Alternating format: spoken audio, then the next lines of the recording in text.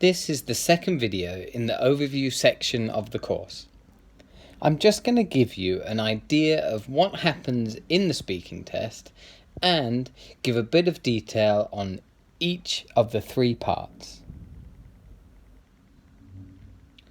The speaking part of the IELTS test is the final section of the test. By the time you walk into the room to see the examiner, you're probably not going to feel full of energy, but you need to show them how good your English is, so you have to talk a lot. The positive side of the speaking section is that it's the shortest. It will last somewhere between 11 to 14 minutes. So, a final bit of effort to get the band score you really deserve isn't asking too much from you. You'll be interviewed in a room with an examiner, and they'll be recording you. Try not to let this make you nervous. If anything, the examiner should be nervous about the recording, not you. The recording is just used to check the examiner has given you the correct score. The timing of the interview is quite strict, so don't worry if the examiner stops you from speaking at any time during your answer. The test is split into three parts, which get a bit more difficult as the test goes on. Part 1 is probably the easiest, Part 2 is a bit more challenging, and Part 3 is possibly the most difficult. I'll just give you a quick summary of the three parts. When you enter the room, the examiner will check your identity, asking you for your name and for proof of identity.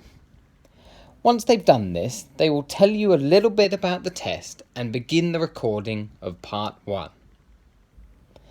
Part 1 involves the examiner asking you quite short and simple questions about yourself.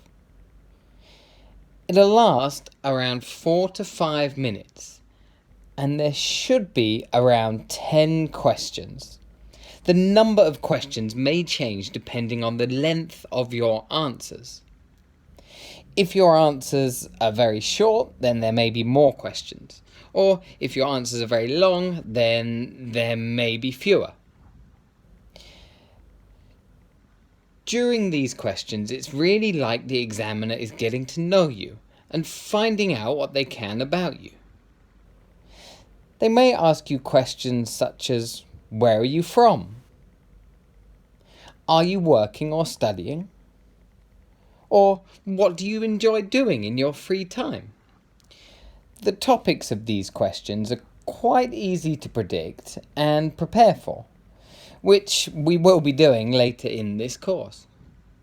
However, the people who write the test know that people prepare for these questions, and they want to really test your communication skills, not your memorization skills.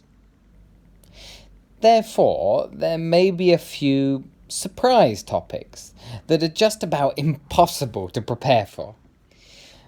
I'll be explaining this in more detail in the next section of this course. Once Part 1 is completed, the examiner will make it clear that you're moving on to Part 2. They will give you information and instructions to complete the task. Part 2 is very different from Part 1. It is not like an interview. It involves you speaking on your own. I like to call it a mini presentation. The examiner will give you a topic card, which will look something like this. The card will always be telling you to describe something, and it will always give you 4 cues to help you come up with ideas to speak about. You will be given 1 minute to prepare. During this time, you will be able to write down some notes with a pencil and paper if you want. After the 1 minute preparation time, you will ask to start speaking. You'll be given 2 minutes to speak. In fact, the examiner will ask you to speak for between 1 to 2 minutes. Once you have finished speaking, the examiner will ask you 1 or 2 questions related to what you have been talking about. This part of the test is your chance to really impress the examiner. Later in the course, I'll be going into much more detail and helping you to impress them. When part 2 is completed, the examiner will move on to part 3. In this part, we go back to the style of the first part. The examiner will be asking you questions and you will be answering them straight away. It will also be a similar length to part 1, around 4 to 5 minutes. But there won't be so many questions.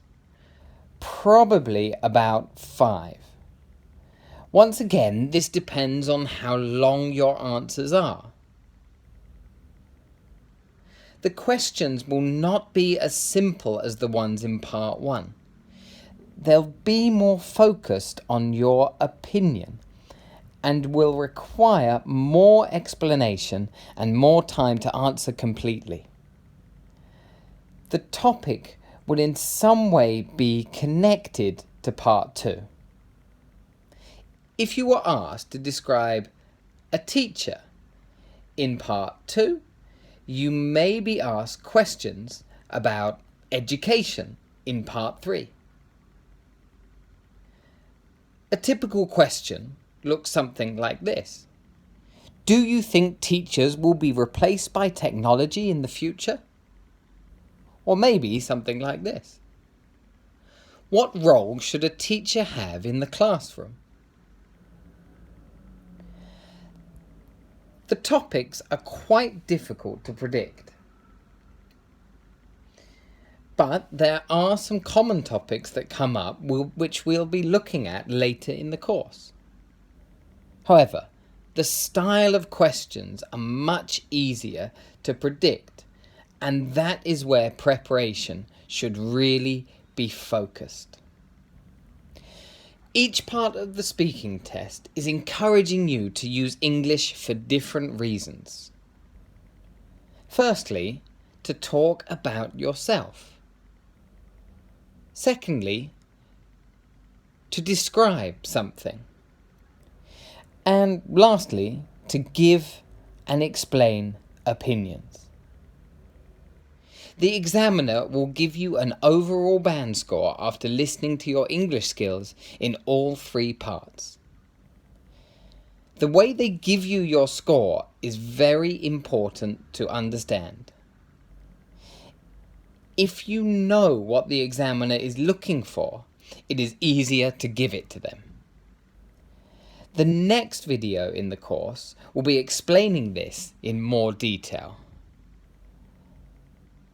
Thanks for watching, everyone. If you like the video, then please click subscribe to make sure you don't miss any future videos in the course.